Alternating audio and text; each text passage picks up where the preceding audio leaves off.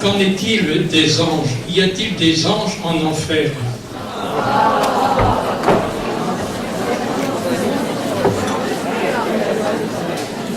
Écoutez, comme on n'a pas beaucoup de temps, je ne sais pas d'où venait la question, je n'ai pas vu. C'était qui?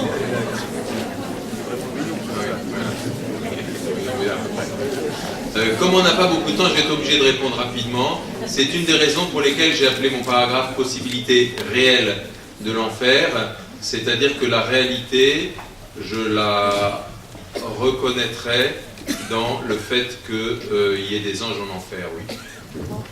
Mais vous voyez, je réponds brutalement. Hein. Ah ben, j'y peux rien, j'ai pas beaucoup de temps, moi. Hein. Mais après, voilà, moi j'ai répondu à cette question-là. Tant pis. Hein.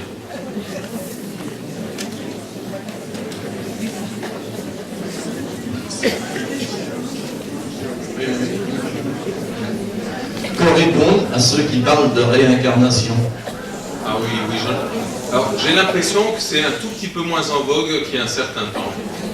Donc, de fait, j'en ai pas parlé. La question de la réincarnation, elle a plusieurs angles d'attaque, mais au moins celle de l'anthropologie et celle de l'importance du corps. Je trouve que la théologie, qui est celle des chrétiens en général, est la chose la plus noble qui puisse être dite sur le corps. Alors, on l'a dit à plusieurs moments dans la journée, ce corps par lequel nous exprimons tout ce que nous sommes, ce corps qui est l'expression de notre liberté, notre capacité d'aimer, ce corps traversé, porté par ce germe d'éternité, ou cette âme, si on prend aussi le vocabulaire du Concile. Bref, notre corps est déjà nous-mêmes. Le principe ou ce que j'en comprends, ou ce que j'en connais, je ne suis pas un spécialiste, hein, de la réincarnation, c'est que la purification qui est pensée par derrière a besoin de se réaliser dans une traversée charnelle, autre que celle qui a été la première, et si j'ai bien compris, qui n'est pas du tout une réjouissance pour ceux qui vivent dans ces philosophies religieuses-là, orientales. Il y a de l'ordre du purgatoire sur cette terre, si vous voulez, hein, dans la réincarnation, pour ce que j'ai compris. Hein. Donc je passe ouais. C'est-à-dire que de toute façon, il y a une chose qui n'est pas compatible avec la foi chrétienne, c'est le fait de passer par pertes et profits cette réalité unie et unique de la personne humaine pendant son pèlerinage sur cette terre et de lui faire rejouer en quelque sorte un nouveau passage, là où le premier passage était déjà plein de la joie de Dieu, de la gloire de Dieu, et n'avait rien besoin de plus. Hein. Il y a quelque chose qui est difficilement compatible, hein, pour ne pas dire incompatible avec la foi chrétienne, au moins sous cet angle-là. Hein. Mais ceci étant, ça dit aussi combien il est raisonnable de penser que notre séjour sur cette terre n'est pas en harmonie parfaite avec un dessein divin qui nous dépasserait et qui nous attendrait, et ça dit aussi que c'est en attente d'une purification.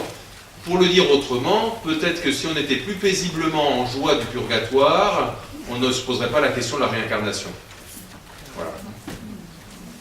Si j'ai bien compris tout à l'heure, vous avez dit qu'il n'y avait pas d'âme en enfer. Et cependant, le saint curé d'Ars disait qu'il voyait les âmes tomber en enfer. Alors, je vous remercie de le citer parce que je ne connais pas tout bien, mais j'entends bien. Je dirais plusieurs choses. Je dirais que s'il les voyait, comme il le dit lui-même, et je pense qu'il n'est pas dupe de ses propres images non plus, hein, mais en tout cas, il dit quelque chose de spirituellement juste, mais il dit quelque chose de ce qu'il pressent, de ce qu'il voit, c'est-à-dire finalement dans une situation où une communication reste possible. C'est-à-dire ce qu'il dit, c'est une espèce de main tendue, j'allais dire, pour une âme qu'il voit descendre en enfer, mais si elle l'était, il ne la verrait pas. Parce que là, de fait, toute communication est rompue. C'est un biais par lequel le pape Benoît XVI, pas à propos de cette citation, mais à propos du mauvais riche et de Lazare, vous savez, la parabole, avec ce dialogue qui est un peu étrange, hein, que Lazare, que le mauvais riche essaye d'avoir pour qu'on protège ses frères et tout.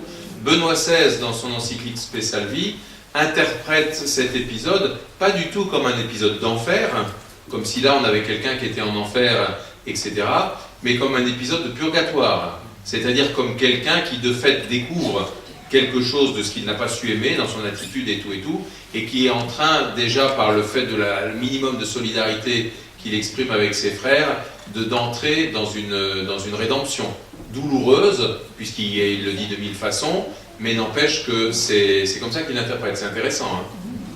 Donc ça revient à ce que disait le curé d'Ars toujours, quand cet homme s'est suicidé en se jetant du pont, il disait on ne sait pas ce qui se passe entre le pont et l'eau.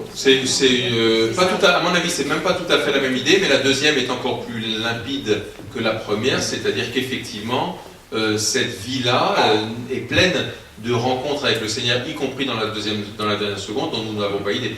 La première phrase que vous citiez donne plutôt l'impression qu'il s'agit d'après la mort, alors que la deuxième, c'était avant la mort.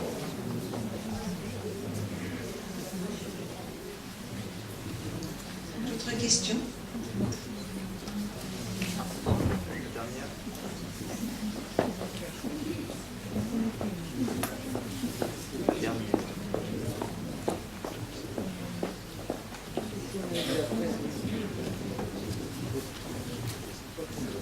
Oui, à propos de l'enfer, moi, voilà comment je le comprends. Je me dis que c'est nous-mêmes qui enfin, à notre mort, je pense même au dernier moment, si on s'enferme, si on refuse la main de Dieu, eh bien, on va faire un enfermement. Voilà comment je comprends l'enfer. On est coupé de Dieu. Donc voilà, pour moi, ce n'est pas un lieu, c'est un état. Alors, c'est vrai que je n'ai pas tellement parlé de la façon de le concevoir, cet enfer. Parce que je n'avais pas beaucoup de temps, j'ai plutôt répondu à la question de sa possibilité. Donc sa possibilité, mais ça rejoint ce que vous dites, c'est-à-dire que la possibilité que j'évoquais, bien entendu, n'était pas attribuée à Dieu comme si Dieu avait failli à quelque chose, comme si Dieu n'avait pas tout fait pour quelque chose, mais elle est attribuée à l'homme qui déciderait de s'enfermer dans un refus obstiné de cet amour. Sauf que penser que quelqu'un s'enferme dans ce refus obstiné n'est pas une pensée qui nous est possible presque. Elle nous est même interdite, et la seule pensée qui nous soit possible, c'est que nous-mêmes, nous puissions nous obstiner jusque-là, et donc, comme nous, cette pensée-là, elle nous vient parce que nous aimons Dieu, que nous laissons aimer par lui, j'allais dire que cette pensée, elle est pour nous salvatrice aussi. Mais on ne va pas pouvoir dire de ça de quelqu'un d'autre, jamais.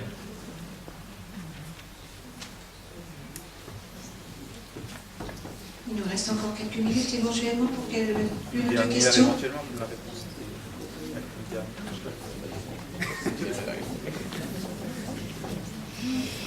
Et que dire de la prière pour les morts? Faire dire des messes pour les morts? Alors, ça, on l'a un tout petit peu évoqué quand on a parlé de la communion des saints. Et de fait, dans le chapitre de la Constitution de Lumen Gentium, dont on a cité quand même pas mal de passages, vous pourrez les reprendre. C'est en gros dans les textes que je vous avais préparés. Il était celui-ci, si je ne me trompe pas, là, écoutez la page 7. Oui, c'est ça, la communion. Donc, on va pas le relire maintenant, mais on évoque par cette communion des saints les relations aimantes, donc actives, que notre union dans le Christ nous permet, nous qui sommes déjà qui sommes encore sur cette terre, donc en pèlerinage, mais marqués par notre baptême tendu vers la vie éternelle, et ceux qui sont déjà décédés, nos défunts comme vous dites, les uns comme les autres sont en communion par le Christ, et puis sans parler aussi de tous ceux qui jouissent de la gloire divine, les saints comme on dit, qui le sont pleinement. C'est une même famille, c'est une même église d'ailleurs. On parle parfois de l'église de la terre, de l'église du ciel, de l'église... C'est une église dans différents états, et donc la prière en particulier, qui est un acte d'amour qu'on peut faire déjà les uns pour les autres sur cette terre, se poursuit bien entendu, et a tout son sens aussi pour les défunts. Ça fait partie de la tradition de l'église la plus constante que de prier pour ses défunts. C'est aussi une des raisons pour lesquelles il faut réfléchir avec beaucoup de minutie sur ce que j'ai appelé l'état de suppléance, l'état intermédiaire. Pourquoi prier pour des défunts? Pour que ces défunts entrent eux-mêmes dans cette jouissance divine dont nous ne sommes pas garantis non plus. L'Église s'autorise à penser, dans certains cas, que cette jouissance est garantie. Et l'Église le dit, et l'Église le proclame et s'en réjouit. Et c'est ce qui s'est passé, par exemple, il y a 3 semaines, à propos de Jean-Paul II, de Jean 23. Donc là, il y a une certitude pour marquer que l'Église a le pouvoir et c'est sa mission de reconnaître que des gens jouissent de la vie éternelle, et n'aura jamais donc celle de savoir si quelqu'un était entré en enfer ou pas.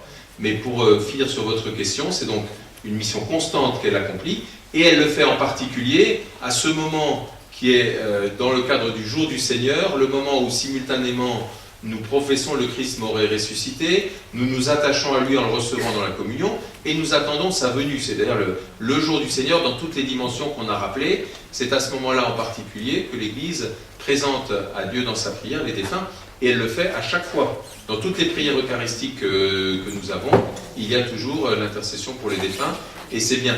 Et d'offrir, plus particulièrement pour préciser votre question, d'offrir et de demander une messe à telle ou telle intention, est totalement légitime. C'est théologiquement légitime de se dire, ben voilà, de même que dans notre prière, on peut prier à un moment ou à un autre pour telle ou telle personne, et bien confier cette prière à l'Église est légitime. Alors après, je ne pense pas que ce soit votre question, mais il y a la question de l'offrande qu'on propose à des gens de faire dans cette occasion, mais il faut vraiment le redire comme ça. C'est-à-dire que la prière de l'Église, elle est gratuite, l'œuvre de Dieu, elle est gratuite, et en tout cas, ce n'est pas l'Église qui risque de la financer ni près ni loin. Néanmoins, c'est une occasion utilisée pour suggérer à des gens de faire une offrande. Alors, après, les gens ont peut-être besoin d'être aussi un peu éduqués là-dedans et de ne pas penser qu'on achète des messes ou que sais-je encore. Oui, ne pensez-vous pas que l'Église devrait faire une révolution au propos de la mort? Je pense qu'il y a certaines civilisations où on fête les morts de façon extraordinaire. Je pense à l'Indonésie, entre autres aux îles Célèbres, où on fait vraiment la fête, tout le pays fait la fête. En Afrique également. Or, nous, chez nous, dans nos civilisations chrétiennes, un petit peu, c'est tristounet quand même. Hein. J'aime beaucoup entendre, par exemple, les cloches, lorsqu'on va aux obsèques d'un prêtre, les cloches des églises sonnent à toute volée, c'est formidable. Quand je vois des acteurs ou des comédiens dont on fait les obsèques, tous ses collègues applaudissent. Est-ce que vous ne pensez pas qu'il y a une révolution à faire dans l'Église?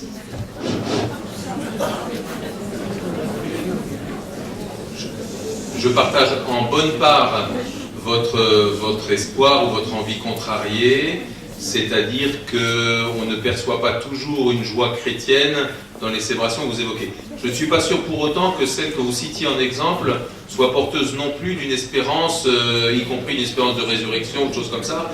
Quand des gens s'applaudissent, vous citiez l'exemple des artistes, il faudrait voir exactement qu'est-ce qu'il faut mettre derrière cet applaudissement.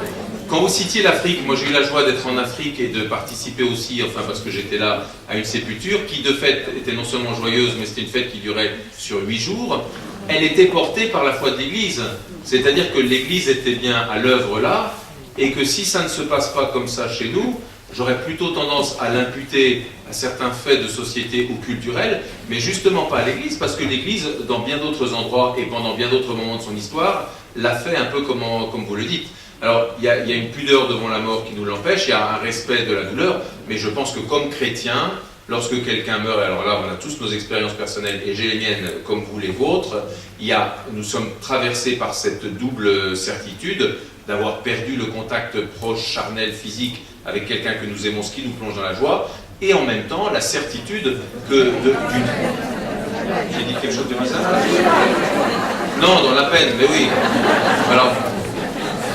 Et en même temps, vous voyez, j'anticipais déjà, sur la deuxième partie, la certitude d'une vie qui se poursuit, d'une vie qui rejoint Dieu, qui découvre Dieu, et que ceci nous plonge dans une joie profonde, ça c'est indiscutable. Alors ça ne se voit pas toujours collectivement, je suis d'accord avec vous. Maintenant, à la fin du 2 novembre, c'est quand même la fête de la paroisse. Alors on évoque le fait que pendant le 2 novembre, bien souvent, alors le 2 novembre est aussi enfin moi je le vois dans les paroisses que je commence à fréquenter, c'est un peu une occasion d'évangélisation aussi au-delà de la mort, parce qu'on invite les gens, ils viennent, ils restent dans la peine, et c'est vrai que souvent l'espérance chrétienne a fait un petit chemin, mais qu'un tout petit. Hein. Mais quand je vois les pas qu'on a fait ensemble aujourd'hui pour grandir dans l'espérance chrétienne, enfin c'est ce que j'espère, eh ben on sait tous que tout le monde a encore des pas à faire, et on est d'autant plus indulgents pour ceux qui ne les ont pas encore faits. Voilà. Voilà. Vos applaudissements expriment bien tous les merci. Donc, Paul Darvalet qui nous a entretenu aujourd'hui sur cette question complexe, voilà, mais pleine d'espérance. Je vais vous demander avant la pause encore 5 minutes. 5 minutes, on avait prévu, on va le faire pendant 5 minutes seulement, que chacun puisse prendre un petit temps calme en prenant juste l'icône de la résurrection. Alors, je vous en dis juste un tout petit mot, mais ou très rapide.